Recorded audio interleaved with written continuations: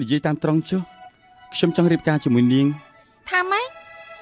សូមរៀបការជាមួយខ្ញុំអាចសូមចាប់ដៃខ្ញុំបានប៉ុន្តែកុំក្លាហានដល់ម្លឹង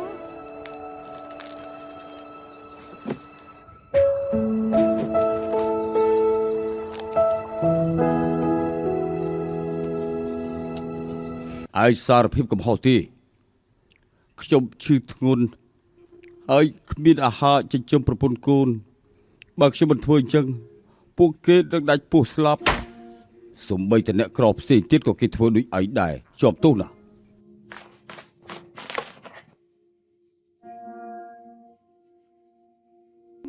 លោកវៀងវ៉ាន់ថាញ់មានអាយុ50ឆ្នាំត្រូវបានតុលាការកាត់ទោស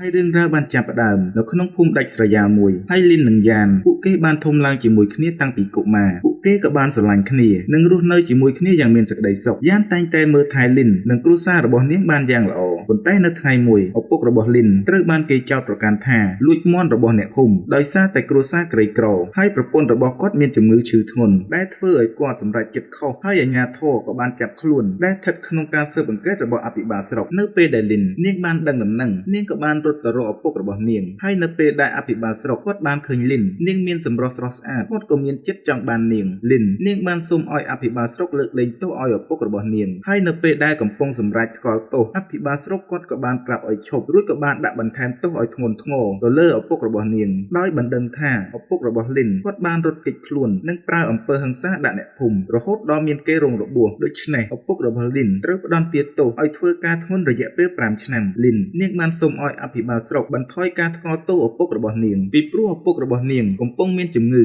ហើយមិនសូវមានកម្លាំងបន្ទាប់មកអភិបាលស្រុកក៏បានឲ្យលីនមកនិយាយជាមួយគាត់តែ2នាក់គាត់បានស្នើឲ្យលីនរៀបការជាមួយនឹងគាត់ហើយឪពុករបស់នាងនឹងត្រូវលើកលែងទោសលីនដែលមិនដឹងអំពីល្បិចរបស់អភិបាលស្រុកអាក្រក់ដូច្នេះនាងបានបង្ខំចិត្តរៀបការជាមួយនឹងគាត់បន្ទាប់ពីប៉ុន្មានថ្ងៃកន្លងផុតទៅពាវកូនចៅរបស់អភិបាលស្រុកក៏បានមកយកលីនចេញពីភូមិដើម្បីទៅរស់នៅក្នុងផ្ទះរបស់អភិបាលស្រុកហើយមុននឹងនាងដើរចូលទៅក្នុងផ្ទះក៏មានគ្រូមន្តអាគមមកធ្វើពិធីបួងសួងព្រោះថាលីននាងមកពីគ្រួសារក្រីក្រហើយយ៉ាន់ដែលឃើញលីនត្រូវចាក់ចេញពីគាត់ក៏បានរត់មករាំងក្បួនដង្ហែកូនក្រមុំដើម្បីមិនឲ្យនាងចាក់ចេញពីគាត់ប៉ុន្តែគាត់ត្រូវបានកូនចៅរបស់អភិបាលស្រុកវាយរហូតដល់សន្លប់ហើយបន្ទាប់ពីហេតុការណ៍ថ្ងៃនោះមកយ៉ាន់ក៏បានបាត់ខ្លួនពីភូមិហើយចំណែកលីនវិញត្រូវរស់នៅជាមួយនឹងអភិបាលស្រុកនិងត្រូវបានគេបំពានរាងកាយទាំងយប់ទាំងថ្ងៃរហូតដល់នាងមានផ្ទៃពោះនិងបានសម្រាលកូនម្នាក់ដែលធ្វើឲ្យអភិបាលស្រុកសប្បាយចិត្តជាខ្លាំងព្រោះថាគាត់នឹងមានអ្នកស្នងមរតកប៉ុន្តែនាងបានកើតកូនស្រីមិនមែនកូនប្រុសដែលធ្វើឲ្យគាត់ខកចិត្តជាខ្លាំងហើយលីន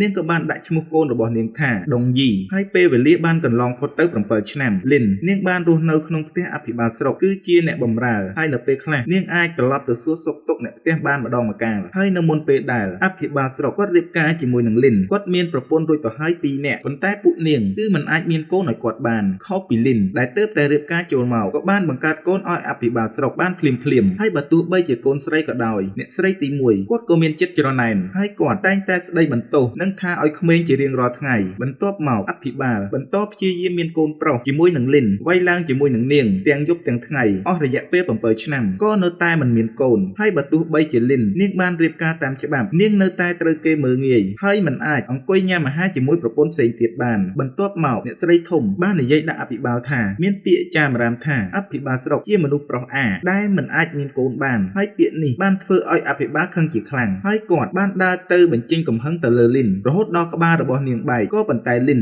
នាងក៏មិនបាននិយាយអីនោះដែរនាងបានអោនក្បាលចុះហើយប្រមូលបំណែកចានដែលបានបែកខ្ទេចខ្ទីហើយនៅថ្ងៃមួយលីននាងបាននាំដុងយីទៅផ្សារហើយនាងបានឃើញថាមានមនុស្សកំពុងឆ្លោះប្រកែកគ្នាហើយគាត់គឺជាឈ្មួញលក់ក្តាមដែលកំពុងត្រូវបានគេដេញចេញលីននាងក៏ប្រញាប់ដើរតាមគាត់ព្រោះថានាងមានអារម្មណ៍ដូចជាធ្លាប់ស្គាល់គាត់ពីមុនមកហើយគាត់គឺជាយ៉ានដែលជាអតីតសង្សារចាស់របស់នាងយ៉ានគាត់បានប្រាប់ថាគាត់បានត្រឡប់មករស់នៅក្នុងភូមិវិញប្រហែល1ខែជាងហើយដុងយីក៏បានសួរម្ដាយថាម៉ែកំពុងតែនិយាយជាមួយនរណាគេលីននាងបានណែនាំកូនស្រីរបស់នាងឲ្យស្គាល់យ៉ានហើយយ៉ានគាត់បានសរសើរដុងយីថាស្រស់ស្អាតដូចម្ដាយរបស់នាងបន្ទាប់ពីនិយាយចប់គាត់ក៏បានដើរចាក់ចេញទៅហើយចាប់តាំងពីថ្ងៃនោះមកលីននាងតែងតែមកជួបយ៉ាននៅផ្សារជាប្រចាំហើយនៅថ្ងៃមួយលីននាងក៏បានទៅញ៉ាំអាហារពេលល្ងាចជាមួយនឹងគ្រួសាររបស់នាងនិងបានប្រាប់ថានាងបានជួបយ៉ាននៅឯផ្សារម្ដាយ នាងប្រាប់ថាយ៉ានគេរស់នៅតំបន់ជិតជើងភ្នំដដែលហើយពុករបស់លីនបានប្រាប់ថាល្អហើយដែលលីនមិនបានរៀបការជាមួយនឹងយ៉ានហើយនៅពេលយប់ក៏មានថ្គរលាន់ដូចជាមេឃកំពុងធ្លាក់ភ្លៀងលីន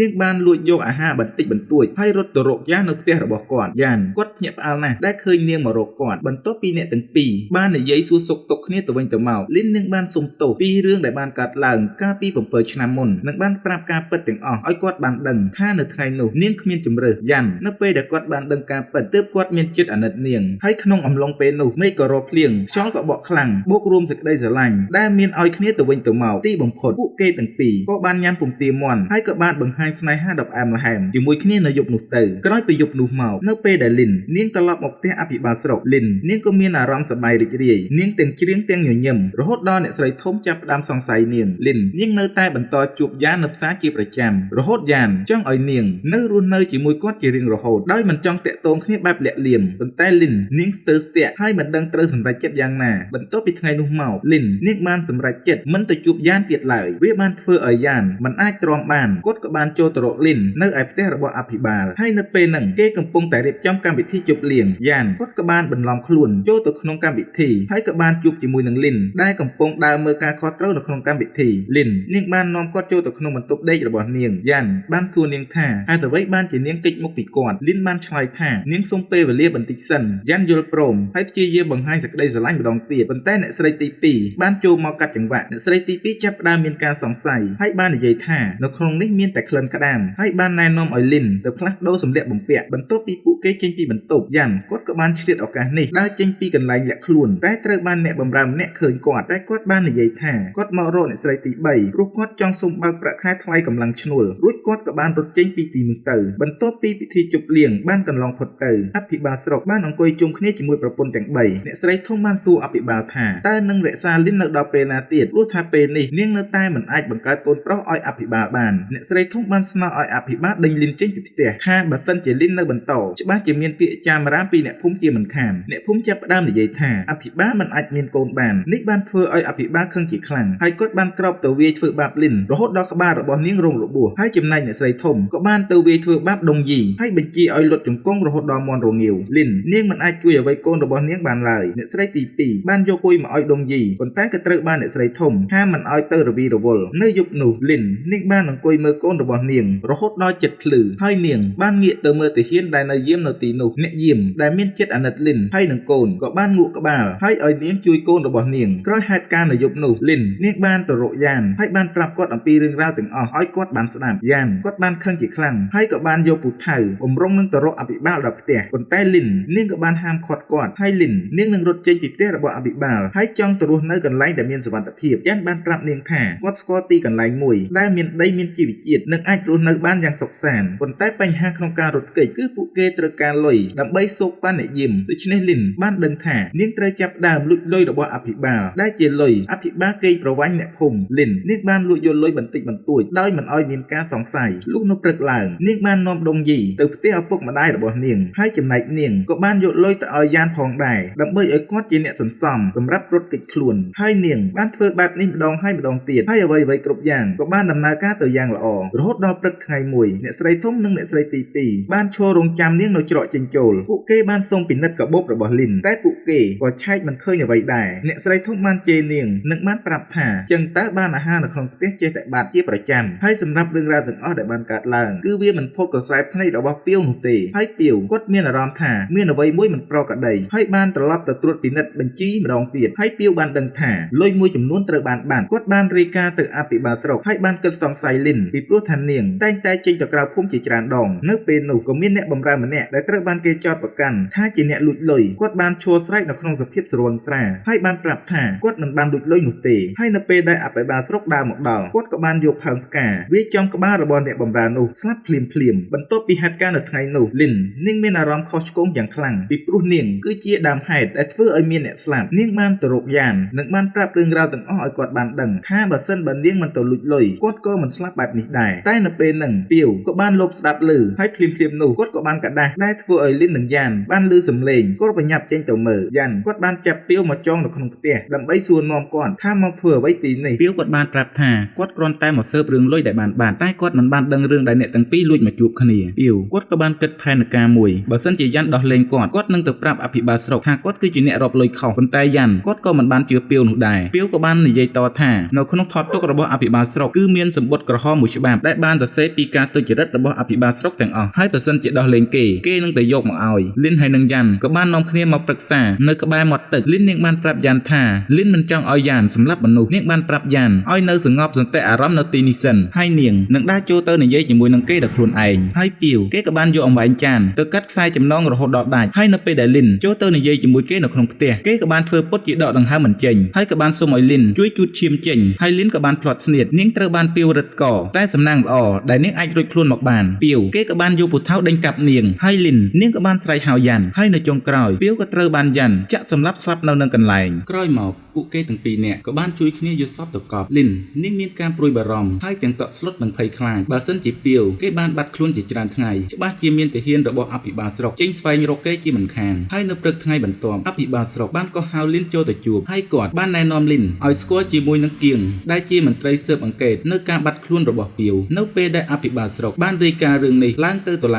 ាការធ្វើឲ្យចៅក្រមបញ្ជូនគៀវឲ្យមកស៊ើបអង្កេតនៅក្នុងរឿងនេះហើយគៀវគេបានសួរលីនថាតើនាងបានឃើញពាវនៅថ្ងៃចុងក្រោយនៅពេលណាលីនបានប្រាប់ថាខ្ញុំបានជួបគាត់នៅលើកចុងក្រោយនៅខែមុនព្រោះភាគច្រើនខ្ញុំនៅតែក្នុងផ្ទះបាយខាងក្រោយហើយភាគច្រើនគឺមិនសូវឃើញគាត់ញឹកញាប់នោះទេតែគៀវគាត់មិនមែនជាមនុស្សធម្មតានោះទេគាត់មានអារម្មណ៍ថាមានអ្វីមួយមិនប្រក្រតីហើយនៅព្រឹកឡើងគៀវបានចេញទៅផ្សារហើយទៅជួបជាមួយនឹងយ៉ាន់គាត់បានសួរយ៉ាន់ថាតើអ្នកធ្លាប់ចូលទៅក្នុងផ្ទះអភិបាលដែរឬទេយ៉ាន់គាត់បានប្រាប់ថាគាត់គ្រាន់តែជាអ្នកលក់ក្តាមប៉ុន្តែគាត់ធ្លាប់ទៅផ្ទះអភិបាលជួយធ្វើការងារនៅក្នុងកម្មវិធីជប់លៀងប៉ុន្តែគៀវបាននិយាយថាព្រោះថាអ្នកបម្រើនៅក្នុងផ្ទះអភិបាលស្រុកបានឃើញអ្នកចេញពីបន្ទប់អ្នកស្រីទី3យ៉ាន់បានប្រាប់ថាខ្ញុំគ្រាន់តែទៅបើកលុយថ្លៃឈ្នួលតែប៉ុណ្ណោះគៀវបាននិយាយថាអាការៈអ្នកបង្ហាញឲ្យដឹងថាអ្នកកំពុងលាក់អាកំបាំងអ្វីម្យ៉ាងបន្ទាប់មកយ៉ាន់គាត់ក៏បានមកជួបនឹងលីនហើយលីនដឹងថាគៀវគឺជាមនុស្សឆ្លាតហើយប្រហែលជាគេបានដឹងនៅរឿងអ្វីហើយលីននាងចង់រត់គេចខ្លួននៅយប់នេះប៉ុន្តែយ៉ាន់មិនយល់ស្របហើយប្រាប់ថាត្រូវចាត់ការសាកសពជាមុនសិនព្រោះថាគៀវច្បាស់ជាទៅរកគាត់នៅផ្ទះនៅយប់នេះហើយលីននាងបានស្ម័គ្រចិត្តនឹងទៅជួយគាត់ហើយក៏បានត្រឡប់ទៅភូមិវិញជាមួយនឹងយ៉ាន់ថ្ងៃនេះហើយវាក៏ដូចអ្វីដែលយ៉ាន់បានគិតគៀវគាត់បានចូលទៅក្នុងភូមិហើយបានទៅរកឪពុកម្ដាយរបស់លីនដើម្បីស្វែងរកព័ត៌មានបន្ថែមហើយគាត់ក៏បានដឹងថាលីននិងយ៉ាន់ធ្លាប់ស្រឡាញ់គ្នាពីមុនមកហើយត្រូវអភិបាលស្រុកលេងល្បិចក្នុងការកាត់ក្តីដើម្បីឲ្យលីនរៀបការជាមួយនឹងគាត់ហើយយ៉ាន់នៅពេលនេះគាត់បានចូលទៅក្នុងព្រៃដើម្បីជីកយកសាកសពរបស់ពាវឡើងមកដើម្បីយកទៅកប់កន្លែងផ្សេងបន្ទាប់មកគាត់ក៏បានដើរទៅយកខោអាវនៅឯផ្ទះរបស់គាត់ហើយគាត់ក៏បានជួបជាមួយនឹងគៀវដែលកំពុងឈររងចាំគាត់គៀវគាត់បាននិយាយអំពីការស៊ើបអង្កេតរបស់គាត់ឲ្យយ៉ាន់គាត់បានស្ដាប់យ៉ាន់គាត់ក៏មិនរងចាំយូរនោះដែរគាត់ក៏បានរត់បាត់ជើងសព្រាតចូលទៅក្នុងព្រៃភ្លាមគៀវគាត់បានរត់ដេញតាមយ៉ាន់ពីក្រោយហើយបាននិយាយថាអ្នករត់ទៅឲ្យឆ្ងាយទៅទោះជាយ៉ាងណាអ្នកស្រីទី3ក៏ត្រូវតែទទួលទោសយ៉ាន់គាត់បានលើកបែបនេះគាត់ក៏បានដើរចេញមកហើយគាត់ក៏ត្រូវបានចាប់ខ្លួនហើយនាំយកទៅកន្លែងធ្វើទរណកម្មដើម្បីធ្វើទរណកម្មឲ្យគាត់ទទួលសារភាពកំហុសបន្ទាប់មកគៀវក៏បានបរិយាកាសដល់អភិបាលស្រុកថាយ៉ាន់គាត់បានសារភាពអស់ហើយព្រោះថាគេគឺជាអ្នករៀបចំផែនការទាំងអស់គេបានលួចចូលមកលួចលុយនៅពេលដែលមានពិធីជប់លៀងហើយក៏ត្រូវបានពាវចាប់បានគេក៏បានសម្លាប់ពាវបំបិតមាត់ចំណែកអ្នកស្រីទី3នាងមិនមានអ្វីពាក់ព័ន្ធនោះទេប៉ុន្តែអ្នកស្រីធំមិនជឿហើយបានប្រាប់ថាពួកវាគឺជាសហាយស្មន់នឹងគ្នាច្បាស់ជាលួចខុបខិតគ្នាជាមិនខានគៀវគាត់ក៏បានដើរមកនិយាយជាមួយអភិបាលស្រុកគាត់បានប្រាប់ថាបើសិនជាលីនត្រូវចាប់ខ្លួននាងអាចនឹងនិយាយរឿងអ្វីមួយចេញមកក៏អាចថាបានដូច្នេះរឿងដែលបានកាត់ឡើងកាលពី7ឆ្នាំមុនដែលអភិបាលស្រុកបានធ្វើអ្វីទៅលើនាងហើយបើសិនជារឿងនេះលើកដល់ថ្នាក់លើអភិបាលស្រុកប្រហែលជាមិនរួចខ្លួននោះទេអភិបាលស្រុកមិនមានជំរឿគាត់ក៏បានឲ្យគៀវត្រឡប់ទៅរាយការណ៍ទៅចៅក្រមថារឿងរបស់ពាវត្រូវបានដោះស្រាយរួចរាល់ហើយលីននាងក៏បានដើរមកជូនដំណើរគៀវគាត់បានប្រាប់ថានេះគឺជាដំណោះស្រាយដ៏ល្អមួយព្រោះថាយ៉ាន់គាត់ចង់បានបែបនេះហើយលីននាងក៏បានលួចចូលទៅរកយ៉ាន់នៅក្នុងគុកដោយការសោកប៉ាន់អ្នកយាមយ៉ាន់បានប្រាប់ថាឲ្យនាងប្រញាប់រត់គេចខ្លួនព្រោះថានាងគឺជាអ្វីគ្រប់យ៉ាងក្នុងជីវិតរបស់គាត់ហើយគាត់សុខចិត្តទទួលកំហុសតែម្នាក់ឯងប៉ុន្តែលីននាងបាននិយាយថានាងនឹងមិនឲ្យឪពុកកូនរបស់នាងត្រូវមកស្លាប់នៅទីនេះនោះទេព្រោះថាការពិតដងយីនាងគឺជាកូនស្រីរបស់យ៉ាន់នាងបានមានផ្ទៃពោះមុនពេលដែលនាងទៅរៀបការជាមួយនឹងអភិបាលស្រុកនាងមិនទាន់បានប្រាប់យ៉ាន់ហើយក៏បានកើតរឿងធ្វើឲ្យនាងមិនបានប្រាប់យ៉ាន់គាត់បានលើកបែបនេះគាត់សប្បាយចិត្តទាំងទឹកភ្នែកលីនបានប្រាប់ថានាងនឹងរកវិធីជួយយ៉ាន់ហើយនឹងដងយីឲ្យមានសុវត្ថិភាពនៅយប់នោះនាងបានចូលទៅក្នុងបន្ទប់ធ្វើការរបស់អភិបាលស្រុកដើម្បីរកសិភៅក្រហមដែលមានការកត់ត្រាអំពីអំពើពុករលួយទាំងអស់របស់អភិបាលស្រុកប៉ុន្តែពេលនាងកំពុងរកអ្នកស្រីធំក៏បានដើរមកឃើញនាងគាត់បានសួរថាតើលីនកំពុងធ្វើអ្វីនៅទីនេះលីនបានប្រាប់ថាមានហេតុការណ៍ជាច្រើនបានកើតឡើងដែលធ្វើឲ្យនាងដេកមិនលក់បន្ទាប់មកលីនក៏បានដើរចេញពី បន្ទប់តែអ្នកស្រីធំបានឃើញថាបន្ទប់ធ្វើការរបស់អភិបាលបិទមិនជិតដូច្នេះគាត់មានអារម្មណ៍សង្ស័យហើយក៏បានដឹងថាលីននាងបានលួចយកអ្វីយ៉ាងពិតមែនគាត់ក៏បានចូលទៅឆក់យកសៀវភៅមកវិញរហូតដល់អ្នកទាំងពីរបានវាយគ្នាទៅវិញទៅមកហើយបានធ្វើឲ្យចង្គៀងធ្លាក់មកខាងក្រោមអ្នកស្រីធំបានប្រើស្នៀតសក់ចាក់ទៅលើលីនបន្ទាប់មកគាត់ក៏បានដើរទៅយកសៀវភៅលីននាងក៏មានឱកាសនាងក៏បានរុញគាត់ចូលទៅក្នុងភ្នក់ភ្លើងហើយនាងក៏បានទៅរើសសៀវភៅហើយប្រញាប់ចាក់ចេញពីកន្លែងនោះទៅហើយអ្នកស្រីធំក៏បានដេកស្លាប់នៅក្នុងភ្នក់ភ្លើងលីនបានរត់ចេញទាំងរបួសហើយក៏បានមកជួបជាមួយនឹងអ្នកស្រីទី2អ្នកស្រីទី2បានលាក់ខ្លួនលីននៅក្នុងបន្ទប់ដាក់អីវ៉ាន់លីននាងបានលាក់ខ្លួននៅក្នុងបន្ទប់ដាក់អីវ៉ាន់រហូតដល់ពេលព្រឹកហើយនាងក៏បានដើរទៅរកអភិបាលស្រុកហើយបានបង្ហាញភស្តុតាងរួចបាននិយាយថាបើអ្នកមិនដោះលែងយ៉ាន់ខ្ញុំនឹងបង្ហាញការពិតទាំងអស់អភិបាលស្រុកបានខឹងយ៉ាងខ្លាំងតែគាត់មិនអាចធ្វើអ្វីបានព្រោះថាគាត់ខ្លាចការពិតនឹងត្រូវលាតត្រដាងលីននាងបានមកជួយយ៉ាន់ចេញពីគុកតែនាងបានរបួសធ្ងន់ដូច្នេះនាងក៏បានសម្លាប់បាត់ទៅយ៉ាន់គាត់បាននាំនាងត្រឡប់មកក្នុងភូមិវិញដើម្បីសូមឲ្យគ្រូពេទ្យជួយព្យាបាលនាងក៏ប៉ុន្តែរបួសរបស់នាងធ្ងន់ធ្ងរខ្លាំងពេកគ្រូពេទ្យគឺមិនអាចជួយបាននោះទេលីនដែលបានដឹងថាខ្លួនឯងត្រូវស្លាប់នាងក៏បានប្រើដង្ហើមចុងក្រោយដើម្បីប្រាប់កូនស្រីរបស់នាងថាម៉ែនឹងនៅជាមួយកូនជានិច្ចគ្រាន់តែកូនយកដៃរបស់កូនដាក់នៅលើដើមទ្រូងបន្ទាប់មកនាងក៏បានប្រគល់សៀវភៅក្រហមឲ្យទៅយ៉ាន់ហើយនាងក៏បានសុំឲ្យយ៉ាន់នាំកូននិងឪពុកម្ដាយរបស់នាងចាក់ចេញពីទីនេះយ៉ាន់គាត់បានបីលីនទៅកាន់មាត់ទន្លេហើយអ្នកទាំងពីរក៏បានធ្វើពិធីមង្គលការរបស់ពួកគេយ៉ាន់គាត់បានយំហើយអោបលីនហើយលីននាងក៏បានដាច់ខ្យល់ស្លាប់បាត់ទៅក្រោយមកយ៉ាន់បាននាំដងយីនិងឪពុកម្ដាយរបស់លីនទៅរស់នៅក្នុងព្រៃប៉ុន្តែនៅតាមផ្លូវគេបានជួបជាមួយនឹងទាហានដែលបានតាមមកចាប់ខ្លួនគាត់ហើយនឹងលីនតែលីននាងបានដឹងថានឹងមានរឿងអ្វីកើតឡើងនាងក៏បានប្រាប់ឲ្យយ៉ាន់ប្រគល់ឲ្យទៅអ្នកដែលទុកចិត្តបានដើម្បីយកវាទៅឲ្យគៀវហើយគៀវគាត់ក៏បានលាតត្រដាងអំពើអាក្រក់របស់អភិបាលស្រុករហូតបានចេញសេចក្តីប្រកាសចាប់ខ្លួនអភិបាលហើយចំណែកអ្នកស្រីទី2គាត់បានរត់គេចខ្លួននៅមុននេះបន្តិចចំណែកយ៉ាន់គាត់ក៏បានមើលថែឪពុកម្ដាយរបស់លីនបានយ៉ាងល្អគាត់បានរស់នៅជាមួយនឹងដងយីកូនស្រីរបស់គាត់យ៉ាងមានសេចក្តីសុខហើយរឿងក៏បានកាត់បញ្ចប់នៅត្រង់ចំណុចហ្នឹងទៅ